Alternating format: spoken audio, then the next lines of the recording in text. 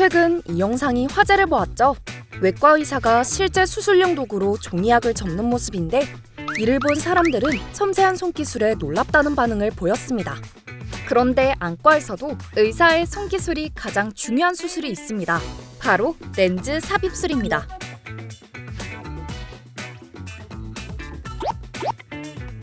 라식이나 라섹은 레이저로 각막을 깎는 수술이지만 렌즈 삽입술은 의사가 직접 렌즈를 눈 속에 넣는 수술입니다. 그래서 의사의 손기술이 100%인 수술이죠. 그런데 여기서 매우 놀라운 사실, 이 렌즈를 넣는 손기술이 의사마다 다르다는 것입니다. 그래서 같은 렌즈를 사용하더라도 누가 수술하느냐에 따라 수술 결과가 다르게 나올 수 있다고 하는데요. 실제로 수술 중 렌즈 위치가 한 번만 어긋나도 잔여난시가 남거나 안압이 상승할 수 있어 의사의 섬세한 손끝 감각과 노하우가 필수적인데요. 그럼 위험한 수술 아니야? 생각하실 수도 있는데 놀랍게도 우리나라는 세계적으로 인정받고 있는 렌즈 삽입술 강국입니다. 그래서 지금은 외국 의사들이 한국을 찾아 렌즈 삽입술을 배우기도 하고 렌즈 제조사와 기술 협약까지 맺고 있죠. 우리나라는 어떻게 렌즈 삽입술 강국이 되었을까요? 더욱 자세한 내용을 이오스 안과 정영권 원장님에게 들어봤습니다. 근본적으로 동북아 인종의 눈이 고도근시가 많습니다. 고도근시가 많다 보니 라식 라섹으로 해결할 수 없는 케이스가 많아서 렌즈 삽입술의 수요가 증가하게 된 건데요. 어떤 기술이든 많이 해봐야 느는 거잖아요. 자연스럽게 렌즈 삽입술 경험이 축적되면서 실력도 늘고 결과가 좋게 나타난 것 같습니다. 난시 교정 ICL은 근시와 난시를 동시에 교정하는 수술법으로 그만큼 수술 난이도가 높은데요. 우리나라는 난시 교정 ICL 분야에서 약 99%의 성공률을 기록하며 세계적으로 기술력을 인정받고 있습니다. 난시가 없는 분이 잘 없거든요. 난시가 있는 경우에 난시를 교정을 해야만 선명한 시력을 얻을 수 있거든요. 그래서 난시 ICL을 선택하는 경우에 만족도 훨씬 더 높고요.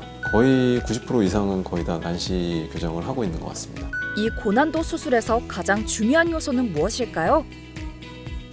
사람마다 난시축이 다른데요.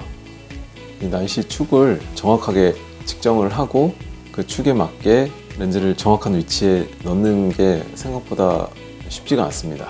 난시 ICL 사이즈가 잘못 들어가면 렌즈가 작은 경우에 렌즈가 돌아갈 수가 있고요. 그렇게 되면 시력이 확 떨어집니다. 0.3, 0.5 막 이렇게도 떨어지고요. 그래서 일반 ICL보다는 난시 ICL이 좀 더 까다롭다고 여겨지는 것 같습니다. 그렇다면 한국이 고난이도 렌즈 삽입술 분야에서 세계적으로 인정받게 된 비결은 무엇일까요?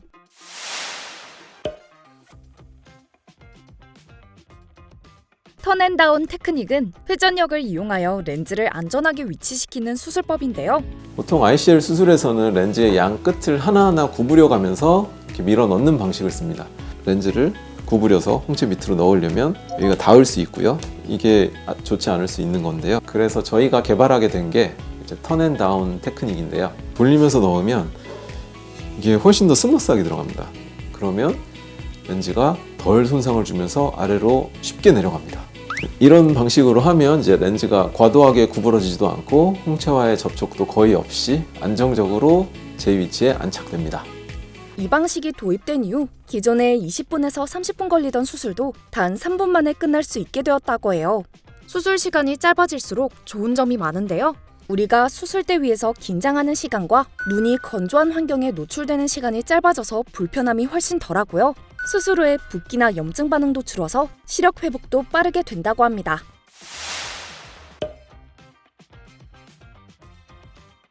게다가 수술 후 발생할 수 있는 부작용을 예방하는 시스템도 구축했다고 하는데요. 눈 속에 렌즈를 넣기 위해서는 작은 절개가 필요합니다. 그런데 이 절개 부위가 너무 크면 각막이 찌그러지면서 난시가 생길 수 있고 회복도 오래 걸린다는 단점이 있죠.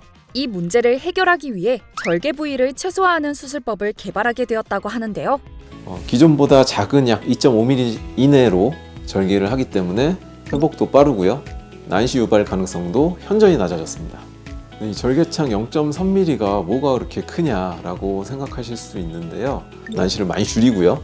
작은 차이지만 이게 결과는 크게 만들어냅니다. 이 수술법을 안정적으로 시행하는 의료진은 많이 없을 것 같고요. 저도 그렇고 이건 오랫동안 렌즈 삽입술 경험이 많이 쌓여야 할 수 있는 테크닉입니다.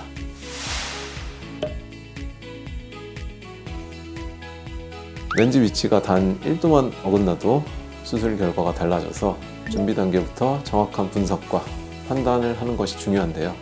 렌즈를 더 정확하게 설계하고 삽입 위치까지 정밀하게 계산해 수술 성공률을 획기적으로 높였습니다. 눈 앞쪽에 렌즈가 들어가는 그 공간을 정밀하게 측정하는 것도 중요하지만 저희는 안구의 이런 길이, 각막의 곡률까지 함께 분석을 해서 눈 전체를 바라보고 있습니다. 저희의 이런 독보적인 테크닉 덕분에 이제 스타사와도 기술 제휴를 하고 협약도 맺고, 그리고 미국, 일본, 몽고, 중국 이쪽에서 이제 안과 의사분들이 많이 오셔서 교육을 해드리고 있습니다. 한국의 렌즈 삽입술이 전 세계적으로 주목받는 이유, 그 배경에는 수많은 수술 경험을 바탕으로 쌓아온 노하우와 끊임없는 연구 끝에 완성된 기술력이 있었습니다. 충분히 수술하고 100점의 시력이 나올 수 있는 눈인데 한 95점만 나오면은 안타깝고 그렇잖아요. 그래서 실력이 출중하고 잘 검증된 의료진에게 수술을 받는 것이 중요하다고 생각을 합니다. 그렇다면 실력 있는 의사는 어떻게 찾을 수 있을까요? 원장님이 직접 알려주신 5가지 체크 포인트를 정리해봤습니다. 첫 번째, 수술 경험이 많고 수술 건수를 투명하게 공개하는지. 두 번째, 특히 난시 교정이 필요한 경우 담당 의사가 충분히 설명을 잘 해주는지. 세 번째, 학회 활동이나 논문 발표를 통해 연구를 꾸준히 하는지. 네 번째, 한 명의 의사가 직접 검사부터 수술까지 전 과정을 책임지는지.